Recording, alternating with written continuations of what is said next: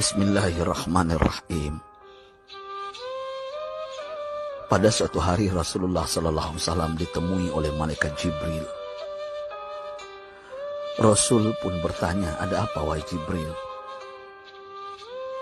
Jibril menjawab, "Wahai Muhammad, sesungguhnya hari ini Allah Subhanahu wa Ta'ala sedang mengobarkan nyala api neraka, dan seluruh para malaikat amat ketakutan. Mereka tidak tahu harus bagaimana. Untung aku ingat," kata Jibril, "bahwa engkau Muhammad adalah sumber cinta dan sayang Allah Subhanahu wa Ta'ala kepada alam semesta. Dengan alasan itu aku kesini, bertabaruk mengambil berkah dengan cinta Allah kepada dirimu, ya Rasulullah, ya Muhammad." Rasulullah terdiam beberapa saat, kemudian bertanya lagi, "Wahai Jibril, ceritakan padaku bagaimana neraka itu sesungguhnya." Jibril menjawab, "Wahai Muhammad, neraka itu bagaikan lubang-lubang yang terdiri dari 7 tingkat.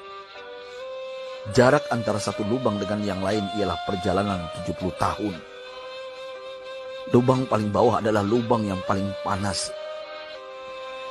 Nabi SAW meneruskan pertanyaannya, "Lalu siapakah penghuni lubang-lubang neraka itu, wahai Jibril? Sampaikan kepadaku, Jibril." Jibril menjawab, "Lubang yang paling bawah diciptakan untuk orang-orang munafik. Lubang yang berikutnya untuk penyembah berhala. Lalu untuk penyembah bintang dan matahari." Jibril terus menerangkan penghuni tingkatan neraka hingga lubang yang kelima, tempat umat Yahudi, dan yang keenam dihuni oleh umat Nasrani.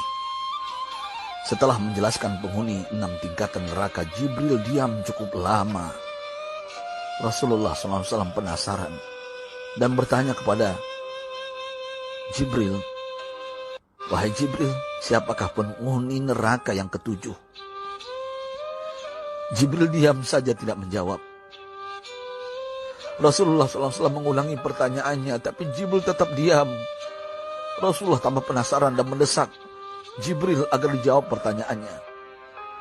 Akhirnya Jibril pun berkata, "Umatmu, wahai Muhammad, mereka itu para pelaku dosa besar di kalangan umatmu, yang dimana sampai mereka mati belum sempat bertaubat."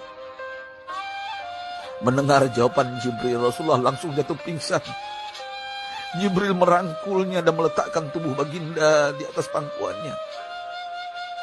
Tak berapa lama Rasulullah SAW sadar dan langsung menangis bersimbah air mata dengan terisak-isak. Rasulullah mempertegas pertanyaannya, "Wahai Jibril, apakah benar ada di antara umatku yang masuk neraka?" Jibril menjawab, "Benar, wahai Muhammad, pelaku dosa besar di antara umatmu yang belum bertaubat." Setelah itu Rasulullah menghadap kiblat dan sujud kepada Allah dalam isak tangisnya.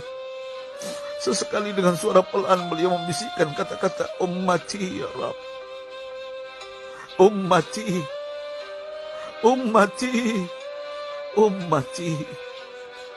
Beliau SAW tidak mengangkat kepalanya dalam keadaan seperti itu selama 3 hari 3 malam. Kecuali setiap Bilal bin Rabah mengumandangkan azan, barulah beliau bangkit untuk menjadi imam. Dan setelah itu kembali sujud lagi. Pada hari ketiga Abu Bakar menyadari hal ini, beliau mengetuk pintu Rasulullah dan mengucapkan salam 3 kali, namun tidak terdengar jawaban. Abu Bakar sedih dan berseru di hadapan pintu Nabi besar Muhammad SAW, "Apakah ada jalan untuk masuk ke rumahmu ya Rasulullah?" Tetap tidak ada jawaban. Di jalan Abu Bakar bertemu sahabat Umar. "Mengapa engkau menangis, wahai Abu Bakar?" kata Umar. Abu Bakar menceritakan keadaan Rasulullah SAW. Maka Umar pun melangkah menuju rumah Rasulullah dan terjadilah hal yang sama. Umar pun pulang dan menangis.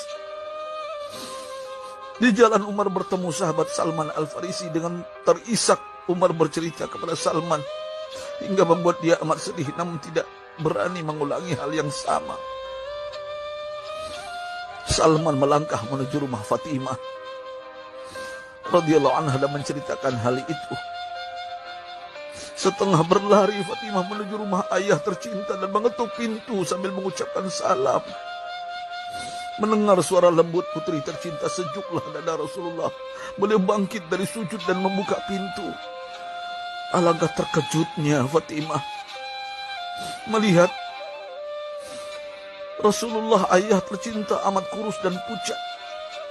Fatimah memeluknya lalu menangis. Wahai ayah, apa yang terjadi? Mengapa engkau amat sedih seperti ini?